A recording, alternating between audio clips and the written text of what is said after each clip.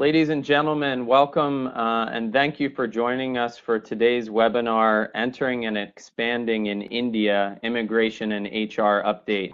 My name is Michael Green. I'm with Sanam S4 based here in Washington, D.C., and I am pleased to be joined here with Saju James and Sebin Ginny from Fragamen. I've worked closely with Fragamen in my previous avatar with the U.S.-India Business Council, and it's a pleasure to be partnering with them on this important webinar that's really built to provide everyone an hour-long snippet of some of the latest issues of impacting immigration and also HR kind of do's and don'ts. We're also really pleased to have Lynn Sport from the Carnegie Endowment for International Peace. Carnegie's a client of Sanam S4, and we're really thrilled to have her here with us. She's just going to share her experience after Saju and Sebin speak about Carnegie's entry into India, which happened, I think, in the last 18 months or so. So she'll walk us through that, the challenges she faced and how they were able to address them. And then finally, my colleague, Rohan Makhtali, who's based in our Mumbai office, will speak to HR-specific issues, benefits, issues with hiring, firing, retention, and best practices along the way. So with that, I think for those of you real quickly who aren't familiar with Sanam S4, we're an end-to-end market entry platform operating now in over 20 markets, but with a strong history of doing business in India. I am based here in Washington, D.C. We have a few other colleagues scattered across the U.S. and in India specifically, over 115 team members across the country. So we work with companies, taking them full end-to-end from, doing initial market research to incorporating, potentially incubating, depending on the situation, all the way through to the compliance and HR and getting benefits up and running. But with that, Saju, let me turn it over to you to get started on Fragamen's presentation, focused on the immigration perspective. Sure, Michael. Thank you so much, and Michael and Rohan for having us here. Good morning, good afternoon, good evening to everyone who've joined from around the world. Again, immigration obviously is a very vast subject, and as part of this presentation, I would like to really focus just on companies who are trying to set up their operations in India, and also would probably give some snippets of what's happening currently in the immigration space in India and the changes which we are expecting. Joining me on this call, we have Sebin Ginny, who is heading our Bangalore operations. He'll take over from me over the course of this presentation. Quickly getting into the slide 2. Michael, would you be able to hand over the slide? Yeah, I can take care of that if you'd like. Yep, thank you, Michael. So we have Sebin, who is heading the operations for Fragamen in Bangalore, a partner for Fragamen in India. We have presence all over India and service close to 500 of our clients in India. Just getting to India and the economy, India has been consistently growing at a 7% GDP over the last couple of years. And if you see, except for the demonetization challenges which we have faced over the last one quarter, the GDP has been growing consistently, and the predictions are 2 quarters down the line, things are going to be back to normal. And we definitely have not seen any reduction in the number of expats coming to India over the last couple of quarters. In fact, the numbers have only grown over a period of time. While this presentation, I would like to focus on companies who are planning to set up operations in India. Again, if you look at the Indian labor force, India's growth per year has been at 2.5%, whereas the employment growth has been only at 2.3%. So there's definitely some shortage around the roles we are looking at. And if you have seen the changes which has come in India over the last couple of years, the shortage has been mostly on the highly skilled workforce. And over the years, there's been a lot of focus on bringing in only the highly workforce to India. Again, if you look at the foreign policy changes, and since the new prime minister has come to India, we've seen a lot of these business related immigration changes, which has been very positive. Um, and if you see all of those manufacturing companies, a couple of large organizations have announced they're opening manufacturing hubs in Bangalore and Hyderabad the last 2 weeks. And we are hopeful that some of these organizations would need to really bring in some of their highly skilled expats to India over the next couple of months and years. And with these changes and the positive changes which we are seeing, and I'm only hopeful that it's going to help these companies to expand their operations in India. India obviously has been the top outsourcing country, and the India ITES sector has only grown over the last couple of years. Just to share some statistics onto the next slide, you see that in 2015, there's been 4.79 million Indian visas issued as against 4.37 million in 2014. The numbers have only grown over the years. And one of the major reasons for these growth was the issuance of e-tourist visas over the last couple of years. This has made the business easy in India, where companies planning to set up their operations in India are able to move their first set of leaders to India. To look see, one of the options is to look see the space around here, look at business opportunities, um, able to discuss with partners while they are in India, look for hiring the key resources in India while they are here in India on e-tourist visa. The growth in e-tourist visa in the last couple of years is over 100%. In fact, it is 234% growth from January to September period in 2016, and the usage has been exponentially high in the last 2 years. Looking back at Indian immigration in 2002, we've seen that companies have been moving resources to India based on duration, irrespective of the activities which they were performing in India. Over the years, there's been some discipline which has been brought into the Indian immigration space, and it's important for companies planning to set up their operations in India to be aware of these changes which would have happened over the years.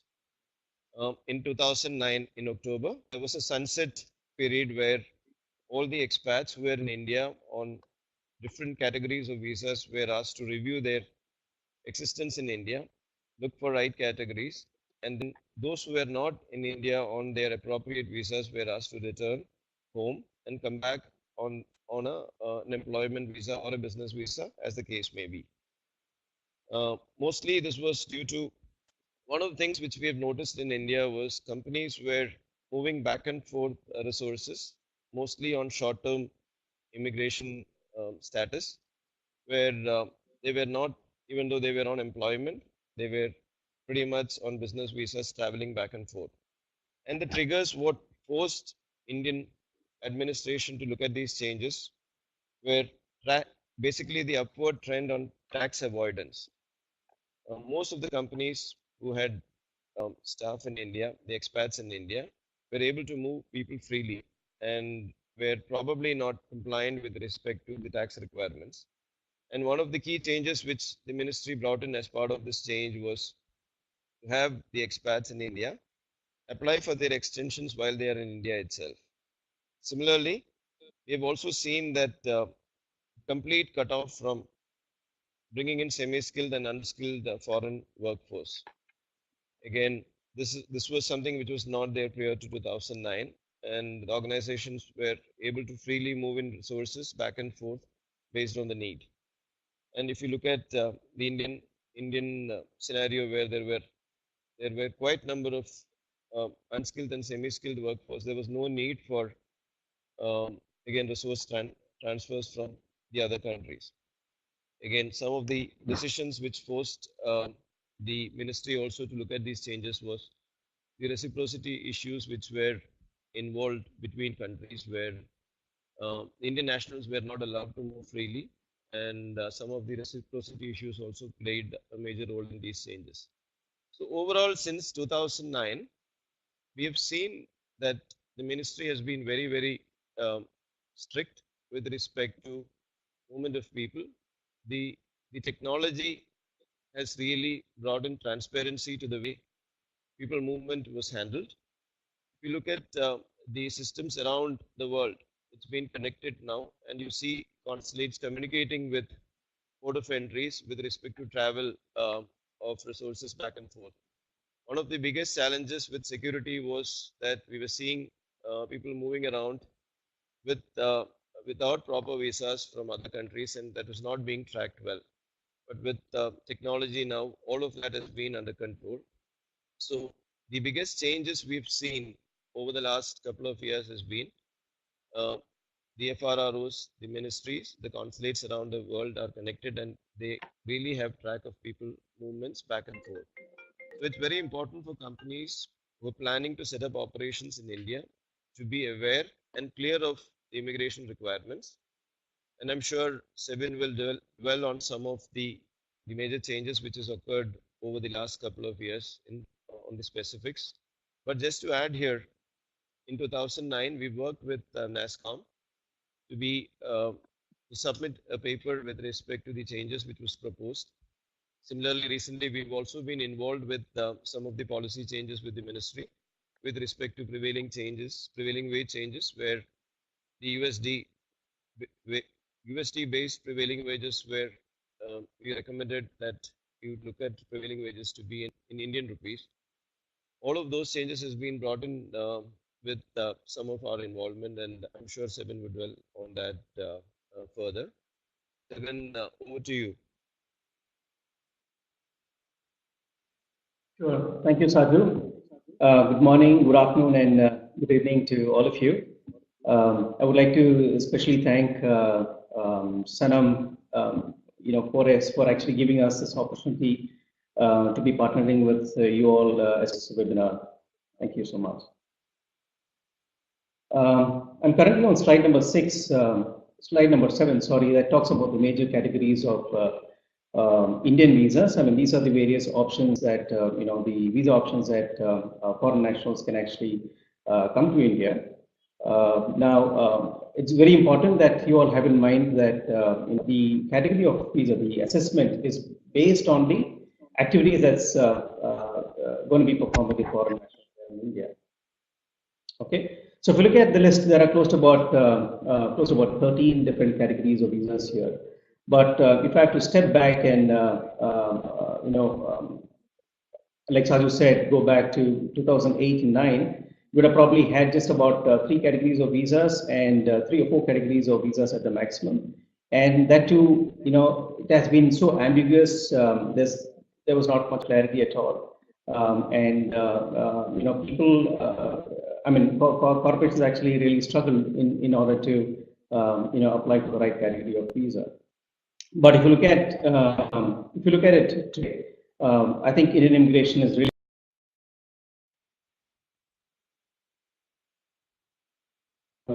many categories of visas, and there's so much of clarity here. Now, let me just give you an example. Take the case of a business visa, for example. If you all, if the corporate, let's say if the corporation is wanting to send their executives to India to set shop, and at that instance, if the executive would like to conduct their due diligence, meet with clients, and also probably conduct recruitments, as part of setting shop, that can be conducted on a business visa, which I'm assuming is not the case, on a similar business visa with the other jurisdictions. So these are the activities that's permissible on a business visa. Now, once the shop is completely set and operational, the individual, the foreign national, will no longer be able to perform his regular duties in the fully set up operational entity on a business visa. It's a compliance issue. So the foreign national will need to travel back to the home country and then apply for the right category of visa, which is an employment visa, and come back and assume responsibilities. Likewise, look at a conference visa. If a foreign national is wanting to come to India to attend conferences that are organized and funded by governments, a conference visa is the right category of visa. So likewise, it's going to be very important, I think, as HR heads or mobility heads, it's going to be very important for you to discuss internally and ensure that you make the right kind of assessment depending on the guidelines that's issued by the ministry, as well as the depending on the reasons the foreign nationals are traveling to India, and then ensure that your employees are traveling to India on the right category visa to ensure compliance. Now, let me say that the visa assessments is a very important aspect as part of our service delivery, and that forms as part of our transaction, any transaction that we begin with, especially on the cost level. Hey, Sevan, Michael here, real quick. You had mentioned the business visa as a way to initially go to India to do the groundwork to start your business, open up the entity. Once the entity is formed, you have to transfer over to an e-visa.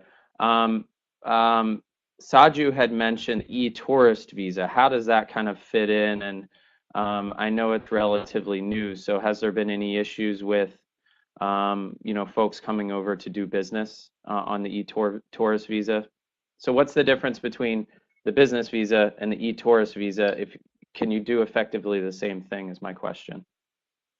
No, actually, I mean, if you look at an e-tourist visa, it's basically an option for people to come for a look-see trip, like Saju mentioned, and you can probably conduct casual business meetings, that is, meeting with clients and stuff like that. You can't discuss contract negotiations. You can't go beyond that at all. I mean, if you have an office here, if you want to say hi to your staff, and if you want to also come and meet up with your clients, that's a possibility on an e-tourist visa. Right. Okay. And a business visa is a right category of visa if the foreign national is supposed to be coming to India and setting shop. That cannot be done on an e-tourist visa. And even if one has to apply for an e-tourist visa, it will not get approved. In fact, he will receive a rejection note that he will need to apply for a regular visa, which is a business visa in this case. Okay. Thank you. Yeah. Sure. Moving on to the next slide, which is very important. These are very important immigration aspects that one will need to keep in mind while setting shop here in India. They may sound very basic, but then most of the time corporates actually miss out on these basic aspects, and it actually costs them a lot of time with respect to deployment of staff, right? So starting with the nature of business establishments in India, it really doesn't matter from an immigration standpoint if the corporate, from across the globe who want to set up a subsidiary or a branch office or a project office altogether here in India. But what's going to be very important is for the corporate to work with their tax consultant and discuss on various options and what will be the right option for them to set shop here in India, because some of these options would also mean a PE exposure to the firm. Right. So those are the aspects that corporates will need to keep in mind and dwell upon, and then decide what's the right category of set up the entity they will need to set up here in India. Okay. Of course, the only important aspect from an immigration standpoint is we will need to be given that the immigration service providers or mobility team will need to be given that heads up well in advance, so that they're able to prepare the documentation work, because depending on the type of entity is going to be established in India, the positioning of documents, the package, filing packet, all that will be very different. Okay. It's also very important that once you set up your entity here in India, you will need to ensure that you have a local signing authority available to sign all your paperwork. We've had instances, I mean, it sounds so simple, but then we've had instances wherein all this is done, but then they come back saying that, okay, we don't have a local signing authority to sign paperwork, and you also will need the letterheads as well as the rubber stamp for you to complete your paperwork, right? Without this, it's going to be very difficult, and you will end up losing a lot of time. So I think these are the very important aspects could be very basic again, but then going to be very important aspects that corporates keep in mind before planning to start moving people to India, right? And the last point on the slide is again very important, which means if at all your the foreign national that you're going to be transferring to India, and if the foreign employee is going to be working from a client side, it's going to be important that we are able to furnish the contracts and SOWs, providing a relationship between the corporate and the client, so that that forms a basis of documentation, especially for the in-country work. For consular, it's not going to be a major issue, but we always recommend the corporates to ensure that they have it handy, because whenever the consulates ask, we have to be in a position to furnish these documents. A delay will only cause a delay in the entire process. Yeah. Moving on to the next slide. Again, this is very important. What we've really done is we've actually split this into 4 buckets. In the order of deploying resources to India, starting from a business planning. Okay, so like I said, it's going to be very important that we have a local active operation who's going to be sponsoring a work permit, right? And let me also tell you that employment visa is a sponsor and a location specific. Okay, so it's going to be, so there's no free employment in India. So if an expert has to be coming to India, it has to be the visa has to be sponsored by a entity here in India. Now, once you have that in place, the other options that people, that HR heads and recruitment heads will need to figure out is what are the various mobility options that they have. One can be a intra-company transfer, which means you have a corporate entity as well as your local entity in India, and you're just making an intra-company transfer, versus a local hire. Yeah, meaning your domestic entity here in India is planning to hire the foreign national directly. Okay, so here again, this is something that you will need to discuss with your, also consult with the employment consultants and your tax consultants to see which is the best option here. From an immigration standpoint, we would mostly prefer an intra-company transfer, because like Saju said, as it is, the percentage of labor is actually much higher than the percentage of, the employment opportunities that you have in India. So these are checks just to ensure that foreign nationals are not taking away jobs from a local market. Yeah. So the other important aspect of that one will need to keep in mind in terms of an employment visa is that this is basically given for somebody who's highly skilled. Like I said, it's not for any easily available skills, because like I said, it's going to only displace labor here in India, right? And once you finalize the options for you to send people to India, especially if it's going to be a local hire, it's going to be very important for HR heads and mobility heads to ensure that they are hiring the right candidate with the right kind of a visa. Okay, because if you hire candidates with the wrong category of visa, this again is going to be a compliant issue. Okay, and the application, the employment visa application has to be lodged in the home country or the country of domicile where the applicant, that is a foreign, the foreigner has been living there for at least 2 years. Yeah. One important aspect that one will need to keep in mind is about portability of employment. Employment is not allowed here in India. So, which means to say, if let's say that you have a foreign national here in India already, that's working with a specific organization.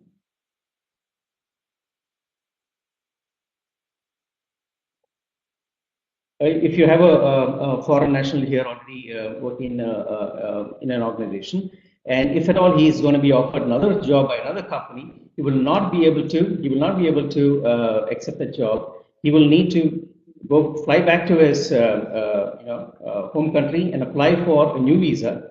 That's going to be sponsored by the new employer. Okay. Next, moving on to compliance checks. So we have a minimum salary requirement of 25,000 USD that Sajid mentioned earlier. So what we normally do is we advise our clients that we normally advise our clients that they pay expats beyond $25,000 just to ensure that that absorbs all of the currency fluctuations that happens. We've had instances wherein clients actually pay close to just about $25,000, but over a period of 6 months to 1 year, because of the currency fluctuations, they go below that mark, and which cause a big issue in terms of during their renewal process here in India.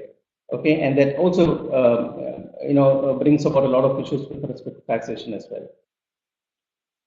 Then the other important aspect to be kept in mind is, when a foreign national is coming to India on a work permit, they will also need to apply for a PAN card. A PAN card is nothing but a permanent account number. This is issued by the government of India, by the income tax department, and this is more tax related. And a tax consultant will be able to explain this in more detail. Okay, and finally, a very important aspect here is there could be a lot of these tax endorsements, that's actually endorsed on the residential permits. When the foreign national is in India and when they apply for an extension, it's going to be very important based on the endorsement that's available on the that's mentioned on the residential permit. These endorsements are revoked prior to their travel out of India. If they're not doing so, they're going to be having trouble at the port of exit when they travel. When they want to travel out of India. So that's a very important check that mobility experts should always keep in mind. Yeah. Moving forward.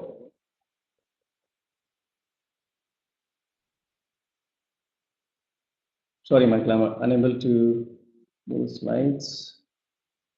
Okay, so once that is done, the next step is about, like Sajid mentioned, there's a step of pre-assignment, which is a look-see trip that foreign nationals can actually come to India and have a look at the accommodation options and various other things as part of, before they actually come on a regular assignment, right?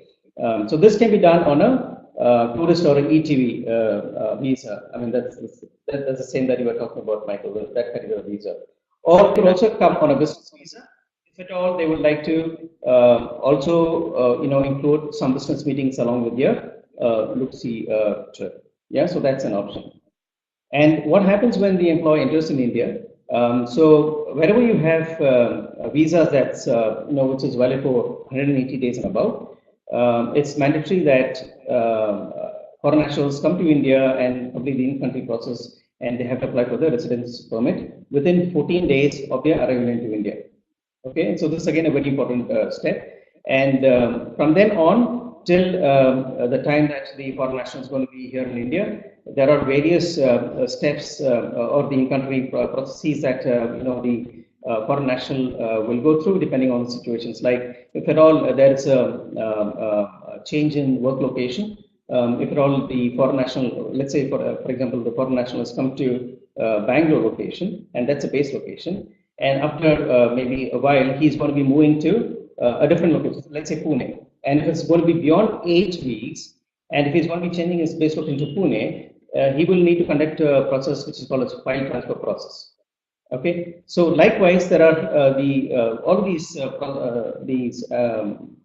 processes that you see here listed on the slide will need to be conducted between the time the foreign national is in India to the time the company office assignment. Excuse me, Sabin, if you could quickly move through the next 2 slides. We're running about 5 minutes behind schedule. I want to pass it over to Lynn here. Sure, Michael. So these are the various recent developments, that we've had with respect to Indian immigration. Due to paucity of time, I'm not going through everything in detail, but then I would like to go through a few important ones. All of you would have definitely heard about the OCI, which is the Overseas Citizenship of India. And prior to that, we've also had a longer term duration visa, which is called as a Indian origin, which is called as the person of Indian origin visa, which is a PIO card.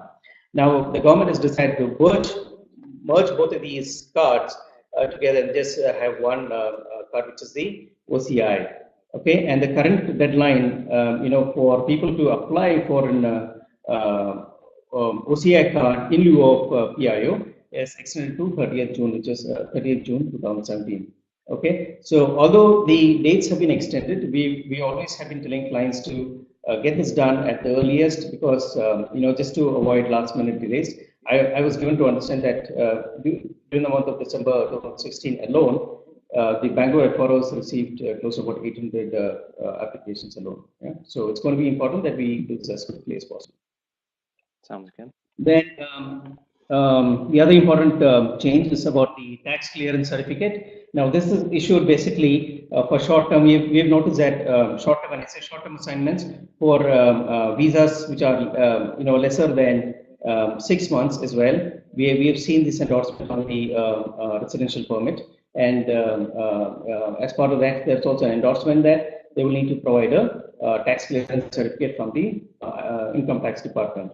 And without having that revoked, that is why production of the certificate to the FRO,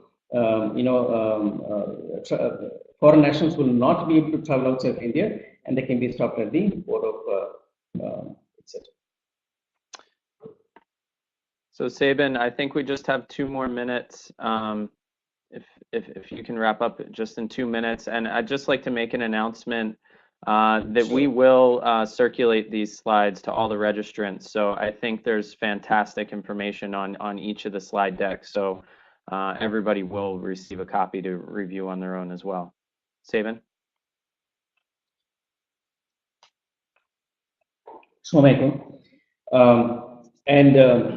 The road ahead, as you've seen, from the situation, the Indian immigrant situation then versus now, it's really been liberalized so much, and I think that's the way forward. Like Sadhu mentioned, the minimum salary, which is currently the USD 25,000 per annum, it's now been moved to 16 lakh 25,000 INR. The advantage here is, like you said, this will avoid all of the issues that's faced due to the currency fluctuation. Yeah, the other very important pending proposals, that we're closely working with the government is introduction of new visas for interns coming to India. We've always seen, a big challenge in terms of the right category of visas here because, various consulates, take a different approach, and they, a few of them give a business visa, a few of them give a student visa, and a few of them even give an employment visa. So we are working very closely with the ministry along with NASSCOM to ensure that we come up with a new category visa to take care of these confusion going forward. And the other very important, interesting development is about the work authorization, for dependents. Currently, dependents are not allowed to be working here in India, but then we are working very closely with another industry body and have made a representation to the government, wherein, going forward, work dependents will be able to also work here in India. Yeah, so that's a big big ticket, but then hopefully, that gets approved in a few quarters from now. Okay. Thank Excellent. you. Sabin. Yes, Sabin and Saju, thank you so much. It was a fantastic presentation. Like I said, everybody will be able to have it in their inbox here shortly. We'll be sharing both the audio and webinar recording with the whole group, putting it up on YouTube, and then also sharing all the relevant documents. So at this point, I'd like to turn it over to Lynn. Lynn, thank you so much for joining us. Lynn is again with Carnegie, who recently entered. Maybe you can explain a little bit in terms of the history, and you're going to get to the journey, but I think it'd be helpful to give everybody, context, especially in the HR context. And then Rohan Makhtali will speak directly after Lynn. So Lynn, over to you. Hello, everybody. I'm happy to be part of this very important webinar. The Carnegie Endowment for International Peace is a think tank, and we specialize in international affairs. What we do is we hire scholars to affect public policy through meetings, writings, testifying, consulting with government officials, etc.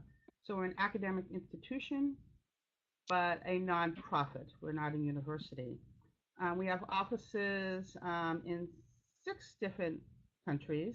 We are based in Washington, D.C., and we have offices in Beirut, Beijing, Brussels, Moscow, and then the latest office is India. As anyone who works in HR knows, having an office in one country does not help you when you go to the next country, and India certainly proved that to us. What I'd like to do is explain in just a few minutes our journey to India. I'll probably do in 10 minutes what took us probably 3 years. So bear with me. It started probably a good 18 months to 2 years before we even entered India. We entered India in February 2016. And at that point, it was really not so much about HR, but it was finance and other parts of our operation, getting registrations and bank accounts. By the way, our bank account took 2 years to get. Getting an India-specific board of directors. And that was really important for what Seven just talked about, that having that local signing authority is critical in India. And having the stamp is even more critical in India, which means that we had to early on be sure that we would have good US-based leadership or India-based leadership, because essentially what we were doing is defining our normal operations. We centralized most of our operations in DC, but we had to give a lot more authority in India than we typically do for other offices. And I think that was probably a very conscious and difficult decision for us to make and deal with. Also, we were dealing with the idea that, in India, money should stay in India, particularly for nonprofits. So we were dealing a lot with how do we segment the funds that support the office in India versus the foreign contributions. So early on, one of the things we did was we ensured that we had D&O insurance just in case we made some mistakes. We haven't yet. Probably the fun part of this was when we actually opened the office and, logo, branding, having a launch, etc. But that quickly had to get back to business, where we really had to, prior to that, begin really gathering around the employment landscape. So as the office opened, one of our first orders of business was to ensure that we had in place a good template for an offer letter and an employment contract. An offer letter really seeks commitment from the employee, but an employment contract solidifies employment. Most of you probably know that the U.S. is not a contract-based country, and most of the places we operate in are not contract-based. Only Brussels is really contract-based. So that was an important step for us to get that exactly right, which we use an attorney to do. And we also use an attorney to create a separate handbook. Our handbook for all the other offices works for every other office, with a few notations that make it specific to an office. Versus India, the culture was significantly different. And we felt as though having a separate handbook for India would work much better. So we did that through legal counsel as well. Obviously, getting paid is the most important thing the employees want. And so we sought in payroll vendors. There are many, many payroll vendors in India, much to my surprise. We had many recommendations. And just as a funny note, we ended up with Santam S4, and we found them on the internet. So that tells you that you can actually find good information on the internet. We began our attempts to implement our insured benefit plans, and that is ongoing still. I'll talk about that later. And also we had to find office space, which proved to be probably one of our biggest challenges. So once we knew that we were going to open, we also were painfully aware that we needed a good partner. We do not have an HR presence on the ground in India, which is why Santam S4 was so important to us, is that they could really be our partner on the ground. The first thing we did was we asked them to review our handbook. Everything was legally compliant, but there's a difference between being legally compliant and actually what really happens on the ground. And so they were very helpful in streamlining our handbook in a way that would really be more accessible to our employees. We use SANUM S4 for all of our onboarding and orientation across a number of different spectrums. It's not just about the employment. They present to our employees our mission, our code of ethics, our anti-harassment policies, our benefits, which are beyond the insured benefits, our intranet, and then the joining papers as well. So it's important that we have high touch at the beginning of someone's employment, and SANUM S4 does that for us as well. They assist us in enrolling employees in benefit plans, leave management, attendance management, and also we're using them to help us with some salary benchmarking, which is proving to be one of our challenges, not for the benchmarking, but the results of that benchmarking, which I'll touch on in just a moment. In general, we use them for just on-the-ground HR guidance. The India culture is definitely different, and we want to know from people who have worked in that culture exactly what we should do and when we should do it. We still have a lot of work ahead of us, even though we've been open almost a year right now. We still have not implemented all of our group and individual policies. It has proven to be very, very difficult. It's an administrative hurdle. We are not big enough really for group policies, and we're not so small that we want individual policies. And so finding a carrier that was able to help us with that has been difficult, and it's ongoing. We find that we probably need to re-review our policies and practices now that we actually have management employees in place. Essentially, they're good, but I think they will need some tweaking.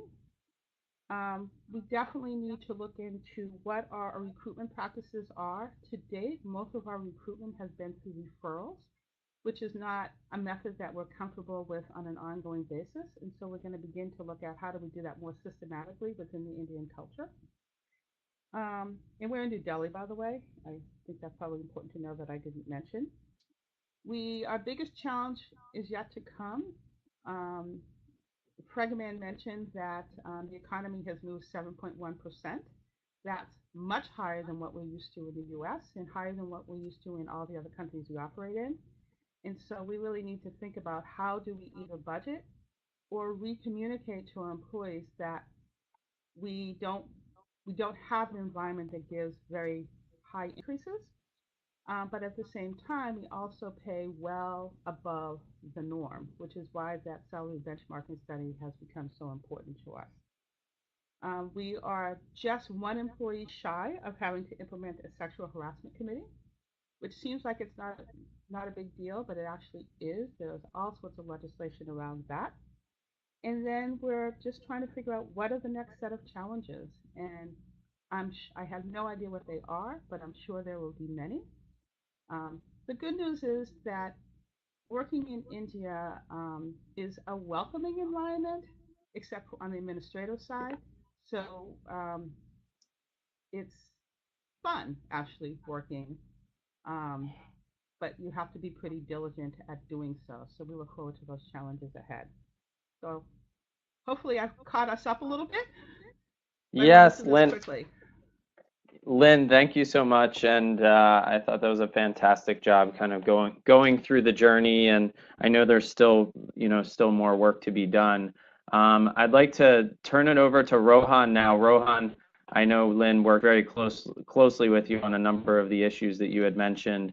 What we're going to do here, just in the interest of time, Rohan will have about 10 minutes or so, and we've had quite a few questions come in. We might have to hold some to do over email, and I'm happy to kind of facilitate that. But Rohan, over to you. Thank you, Michael, and also thanks to Saju, Sebin, and Lynn for the fantastic insights. Good morning, good afternoon, and good evening, everyone, based on the geographies you're at. I'm Rohan Muktali. I am the Director of HR Advisory for SANUM S4.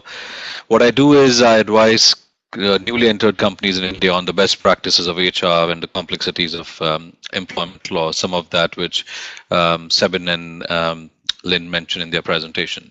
So the next 10 to 15 minutes, what I'm going to do is I would quickly take you through some high-level activities which organizations go through, face, and Lynn has covered some of it. I would say that it's one of the classic journeys a client or an organization goes through when they enter India.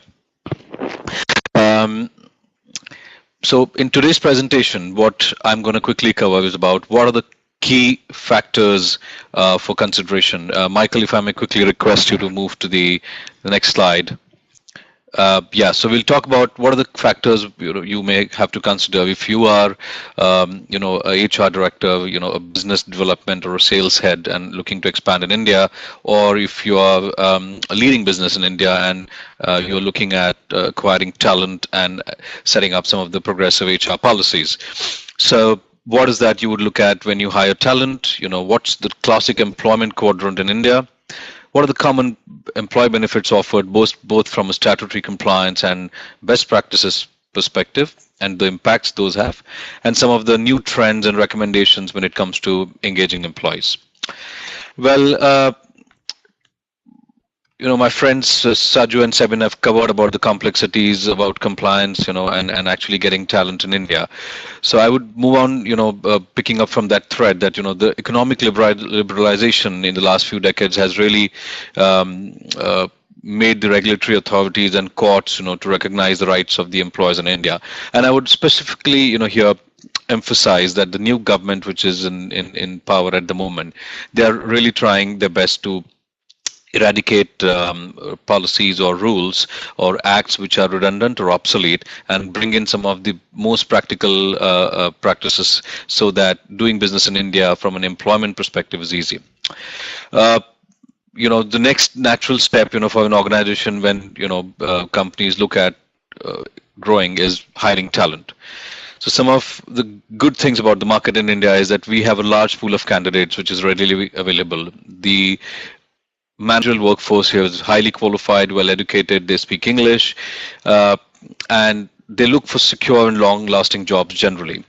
While the India market offers a blend of contractual jobs and permanent jobs, but fixed term are generally chosen over, contractual jobs as such.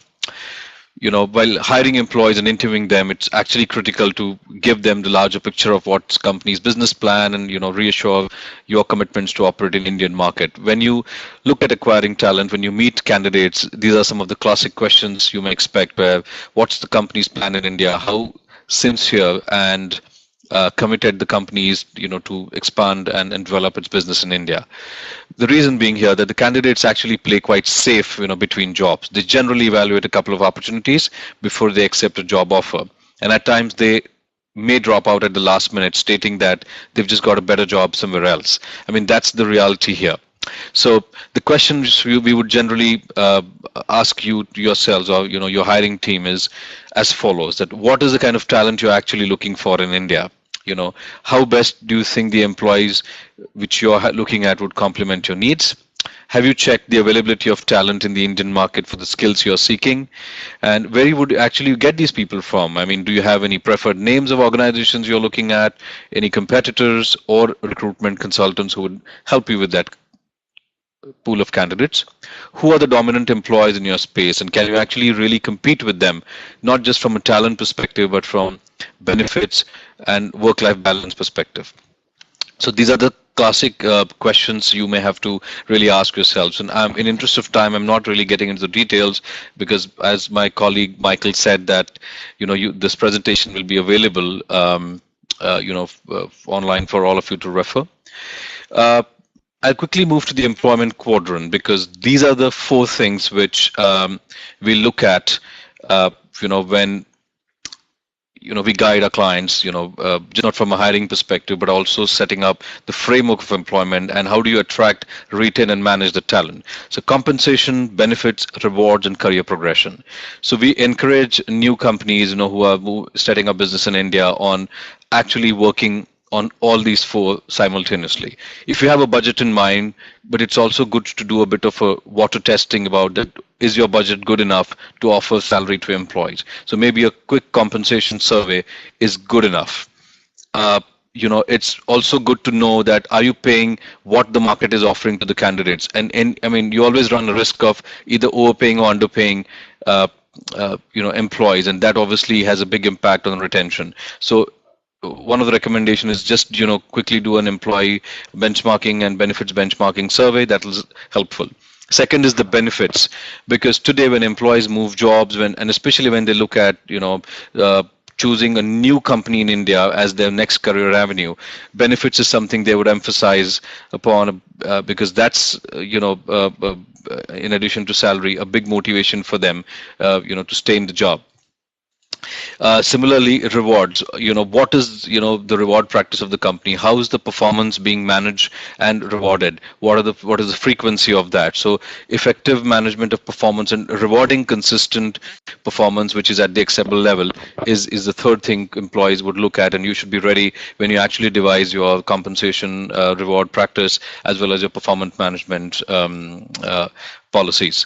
And then last but most important, career progression, because when you look at engaging employees, especially your first few employees, they would look for a long-term career. Some of them may actually look at that as an entrepreneurial opportunity, but ultimately they would want to grow in the system. So again, offering those career progression avenues, having good succession planning in place for especially the senior management would reflect well on the organization, and you would be seen as as an employer who is progressive, but also who is quite competitive. We move on to the next slide very quickly. It's just a quick list of some of the common employee benefits which are offered, both from a statutory and best practice perspective. I wouldn't just get too much into details. Most of you would be aware of what it is. Only one thing I would say here, that it's important, A, to do business in the right way, but it's also important to stay compliant. Statutory benefits are not negotiable as you grow. In India, most of the statutory benefits trigger at a particular number. So 10 and 20 are the two numbers when you have headcount over 10 and over 20, when most of the benefits kick in. It's important that you are fully aware about how these benefits kick in and what's your obligation as an employer to maintain this. Because the last thing I would recommend to do is attract any penalties or go for a reputation damage just for being non-compliant. Well, the best practices is something. Rohan, quick question. In terms of the statutory benefits, do they apply equally to expats and non-expats? Yes, most of them, Michael, are now applicable to expats and non-expats. For example, the Provident Fund. So the new policy of the government also makes it mandatory that if you're hiring an employee who is an expatriate, Provident Fund becomes applicable if the company is, of course, registered under Provident Fund. And the key part here is that the expat can't even withdraw the Provident Fund till he or she reaches the age of 58. So, in some perspective, it's quite important for employers to know that when they're hiring expats, what's actually their budget will be, because the statutory benefits would actually add on to the gross salary and it would have a budgetary impact. Yeah. Okay. So just for everyone's benefit, the Provident Fund is very similar to Social Security here in the U.S. Yes, that's equivalent. Thanks, Michael. So just last two slides quickly to move on. So, what's really, the use of, these benefits, both from a statutory and best practices.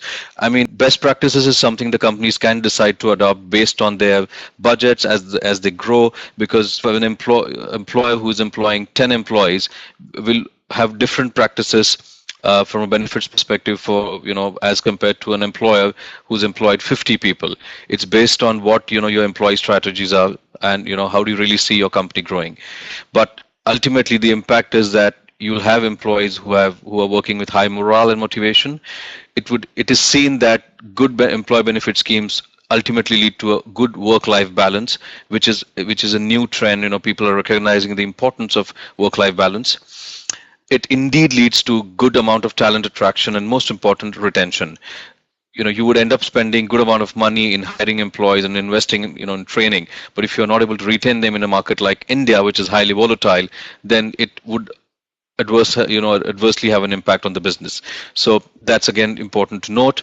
It also increases the overall productivity of an employee, and the compliance factor, as I said, it's important to stay compliant. And in some, where in your journey, it would also make you a popular employer if you have a good and attractive employee benefit schemes. So in today's India market, how are these new HR trends seen, and how really employee engagement or benefits is seen? What really makes you or qualifies you as a good or a superior employer is what kind of work-life balance programs you have. How do you really create that higher employee engagement? Are you promoting fun at work, camaraderie between employees, and what kind of bondings your people have? Because initially you would hire people from various avenues, and they would come from different backgrounds, so that unlearning at work is important, so they can integrate with your values, both global and local, and start performing well right from their first month. What is the kind of assistance you provide the families? What's the long service benefit? And ultimately, as a business, are you doing something for the community? Because the New Companies Act also makes it mandatory for some companies beyond a certain profitability to offer something back to the community where we come from. So all of this is important as you progress on your journey as an employer in India, and how do you become an employer of choice ultimately. Just to quickly wrap up, what would we recommend today as experts in HR practices, especially for newly entered companies in India, or companies in India or here for some time and looking at expansion? Offer competitive benefits. Trust me, it would definitely help you just not save your hiring costs, but also to retain employees who ultimately become your brand ambassadors. Do conduct regular benchmarking surveys. It's important for you to know where you stand against your competitors, against the industry, both in terms of salary and also benefits. Maintain a balance between statutory and best practices. It's important that both the things are kept in mind, especially when you do your annual reviews. Manage performance effectively. This is one of the key areas. Identifying underperformance at the earliest opportunity, nipping it in the bud, if I may use that expression, and then moving on to the next level is important. Your performance management practices will really help you stay afloat in the market and grow, because carrying underperformance is not a sustainable option. But at the same time, if you're not managing good and consistent performance effectively, then you won't be seen as a rewarding employer. Principles of natural justice and fair play is important. If you don't play fair with your employees, if you have hiring and firing practices which are seen unreasonable, then that may tarnish your reputation, especially in the beginning of your journey. It's good to go reasonably fast, but not so fast and not too slow while hiring and firing people. Stay compliant, stay progressive, and just on a concluding note, it's good to get regular guidance from HR experts who actually would help you in your journey, especially in the first 4 to 5 years. So that's it. Michael, if you just move on to the last slide, that'll be helpful. You'll see my contact details and coordinates. I would love to take your questions, offline and reach out to you at an earliest opportunity. Thanks everyone for being so patient, and thank you again for your interest in SanaMass 4 and this webinar. Over to you, Michael. Thank you, Rohan, and thank you everyone for joining. I'm told we have over 100 participants that were able to join us today, so unfortunately we're not going to be able to get to every single question. We do have 2 minutes though, and I'll just take a couple of them very quickly and then pass one over to Saju and Sebin before we wrap up. So I had one question from the group: if there's anything kind of short of establishing a presence and hiring locally. There are consultants that will help you do that, and SanaMass 4 is one of those consultants. So we have something called Launchpad, where we effectively hire individuals onto our team. We can put them up in our offices across the country, get them set up. And that Launchpad allows companies, organizations to kind of get their footing on the ground before taking that next step to incorporate. So SanaMass 4 is really positioned to support companies through their entire market entry journey. The taglines: explore, enter, expand. So we can help do the market research at the front end, entering, and Rohan and his HR team will be involved with that from the HR perspective. Saju and Sebin, just a very quick question.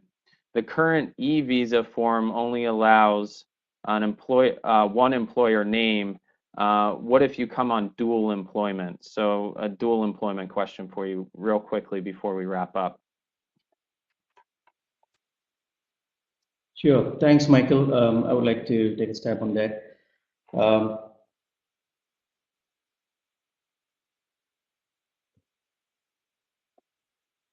Yeah, Michael, am I audible? Yes. Okay. So from an immigration standpoint,